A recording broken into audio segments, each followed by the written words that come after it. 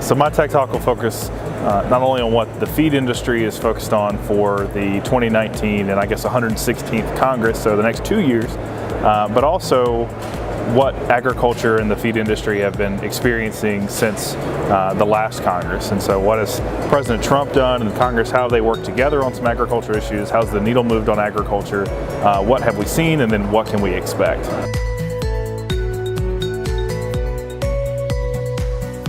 Quite a bit of positive things that happened in the 2018 year. One in particular that really stands out is the Animal Drug User Fee and Animal Generic Drug User Fee Acts. We were able to get both of those through Congress with the help of some of our partner organizations. And as a part of that, Section 306 was the Food Additive Amendment, and there was quite a bit of change there that redirected how the Center for Veterinary Medicine communicates with companies that are doing food additive petitions, making sure those ingredients get through the process, reviewed and approved at FDA. And then another part of that was how they communicate with our members, and so making sure that there's a clear line of communication between the review team at the Center for Veterinary Medicine and AFIA members that are submitting those packages. So a great year for us. And then of course I think too, I'd be remiss if I didn't mention the Farm Bill, a big win for all of agriculture, and something that took a lot of work and a lot of effort and maybe got a little bit behind schedule, but I think that's kind of par for the course for farm bills. And we were able to see that all the way through and finally get passed. So two big wins for the feed industry in my opinion. Things we hope to get done in 2019, and the appropriation cycle that's still ongoing right now kind of threw us off a little bit, was additional appropriations for the Center for Veterinary Medicine. So now that we've fixed some of the legal and technical requirements around the significant delays in ingredient reviews, the next part of that is making sure that CVM is adequately equipped to do the things that they need to do, and they have the staff and the capacity with the expertise to look at the safety and the efficacy of those ingredients. So we'll be making an appropriations ask in 2019, and so that's going to be one of our big priorities. The other one I would say will be the U.S.-Mexico-Canada agreement, or the renegotiated NAFTA, whatever you want to term this as. I think it'll not only be big for us, but all of agriculture as we look for a renegotiated and improved form with two of our biggest trading partners and our neighbors.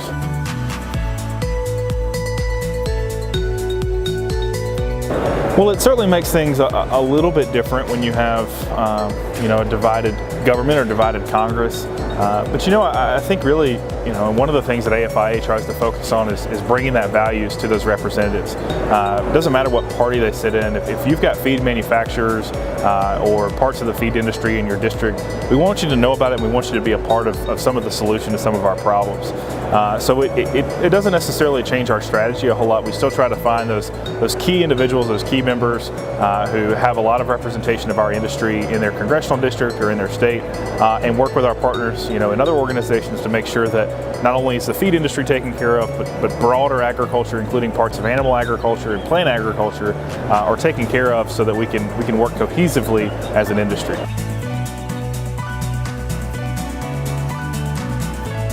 The more involved you are in government and your civic duties, the better off we all are. And so, number one, I think that means going to vote and paying attention to who you vote for. But two, I think it means being involved in, if you're reading AFIA's priorities and you want to get involved, we have a number of tools on our website that you can get involved with. So when we send you an email or an action advisory, pay attention to those kinds of things. They mean a lot. They work. And so being able to deliver that message to Congress, whether it be in written form, in a phone call, but I think most importantly is get to know your representatives, get to know the people that represent you and make the laws for you. You elect them, and really, they're responsible to you. They're responsible to their constituency. And so if you don't get to know them and take advantage of that opportunity, whether that be at home in your district, inviting them to your facility, or whether that be coming to Washington to meet with them and just get to know their staffs and what they do here in Washington, I think both of those options are valued and necessary for the success of our industry and for the success of agriculture.